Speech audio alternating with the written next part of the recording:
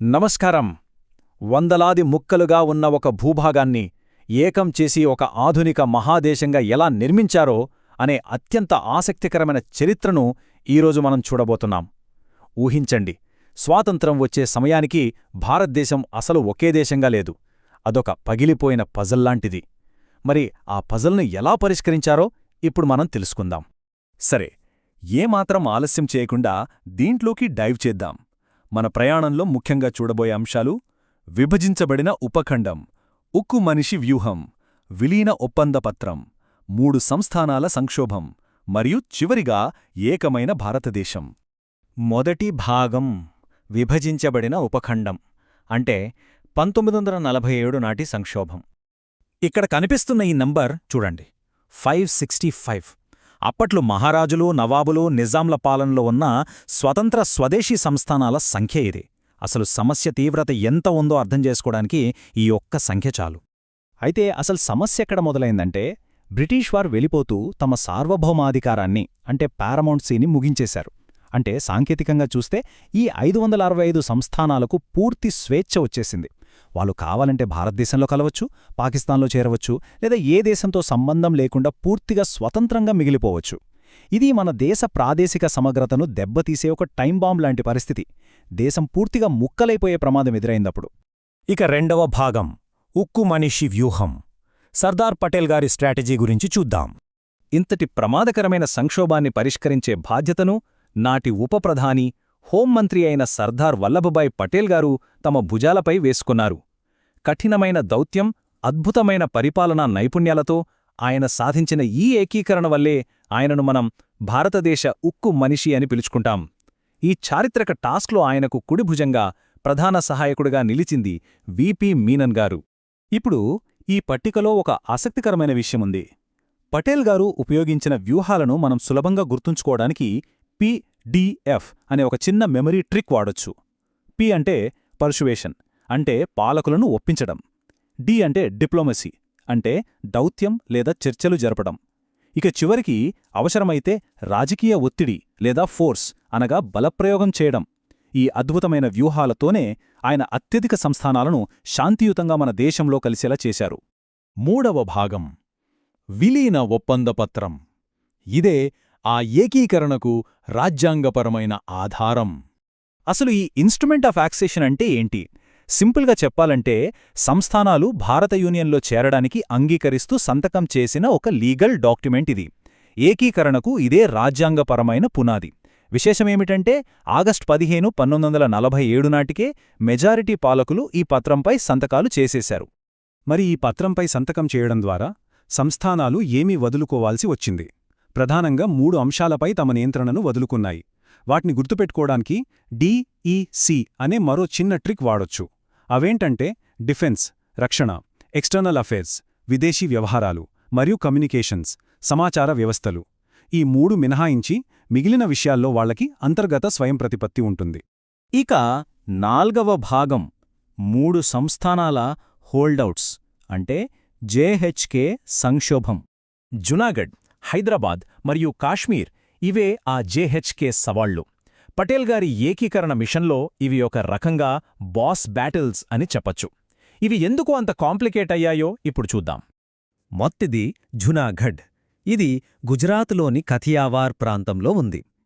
ఇక్కడ గమనిస్తే జనాభాలో ఎక్కువ శాతం హిందువులు, కాని పాలకుడు మాత్రం ఒక ముస్లిం నవాబు. జునాగఢ్ నలువైపులా మన భారత భూభాగంతోనే చుట్టుముట్టబడి ఉన్నప్పటికీ 1947లో ఆ నవాబు పాకిస్తాన్లో చేరాలని నిర్ణయించుకున్నాడు. మరి దీన్నే ఎలా పరిష్కరించారు? నవాబు తీసుకున్న ఈ నిర్ణయానికి వ్యతిరేకంగా జునాగఢ్లో ప్రజా తిరుగుబాటు మొదలైంది. పరిస్థితి చేయి దాటిపోతుండటంతో ఆ నవాబు పాకిస్తానుకు పారిపోయాడు. అప్పుడు తుది నిర్ణయం ప్రజలకే వదిలేస్తూ ప్లెబిసైట్ అంటే ప్రజాభిప్రాయ సేకరణ నిర్వహించారు. అందులో ప్రజలు భారీ మెజారిటీతో భారతదేశంలో కలవాలని ఓటు వేశారు. అలా జునాగఢ్ విలీనం పూర్తయింది. ఇక అతిపెద్ద సంస్థానమైన హైదరాబాద్ విషయానికి వస్తే, జునాగఢ్లో లాగానే ఇక్కడ కూడా సరిగ్గా అదే వైరుధ్యం కనిపిస్తోంది. మెజారిటీ జనాభా హిందువులు, పాలకుడు ముస్లిం నిజాం. మీర్ ఉస్మాన్ అలీ ఖాన్ ఎవరితోనూ కలవకుండా తాను స్వతంత్రంగా ఉండాలని భావించాడు. కాని ఇక్కడ పరిస్థితి మరింత తీవ్రంగా మారడానికొక కారణం ఉంది. అదే రజాకారులు. ఖాసిం రజ్వీ నాయకత్వంలోని ఈ మిలిటెంట్ సంస్థ హైదరాబాద్ స్వతంత్రంగా ఉండాలనే డిమాండుకు మద్దతిస్తూ తీవ్రమైన హింసకు పాల్పడింది. దీనితో శాంతియుతంగా చర్చలు జరిపే అవకాశం అస్సలు లేకుండా పోయింది. పరిస్థితి పూర్తిగా అదుపు తప్పుతుందంటంతో ఇక వేరే దారిలేక భారతదేశం పీడీఎఫ్ వ్యూహంలోని ఫోర్స్ అంటే బలప్రయోగాన్ని ఉపయోగించాల్సి వచ్చింది. అదే 1948 నాటి ప్రసిద్ధ ఆపరేషన్ పోలో. భారత సైన్యం రంగంలోకి దిగడంతో హైదరాబాద్ భారతదేశంలో విలీనమైంది. అధికారికంగా దీనినే మనం పోలీస్ యాక్షన్ అని కూడా అంటాం. ఇక కాశ్మీర్, ఇదొక అద్భుతమైన వైరుధ్యం.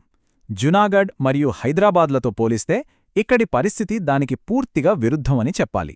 ఇక్కడ జనాభాలో ఎక్కువ శాతం ముస్లింలు, కాని పాలకుడు మహారాజా హరిసింగ్ ఒక హిందువు.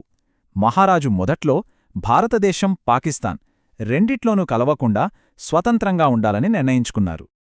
అయితే కాశ్మీర్ సంక్షోభం ఎంత వేగంగా మారిపోయిందో ఈ టైంలైన్ చూస్తే అర్థమవుతుంది. అక్టోబర్ 1947లో పాకిస్తాన్ వైపు నుండి గిరిజన దళాలు కాశ్మీర్పై ఆకస్మికంగా దాడి చేశాయి. గత్యంతరం లేక మహారాజు భారత సైనిక సహాయాన్ని కోరారు. కాని భారతదేశం ఒక స్పష్టమైన షరతు పెట్టింది. సైన్యం పంపాలంటే ముందుగా ఇన్స్ట్రుమెంట్ ఆఫ్ యాక్సెషన్పై సంతకం చెయ్యాలని కోరింది.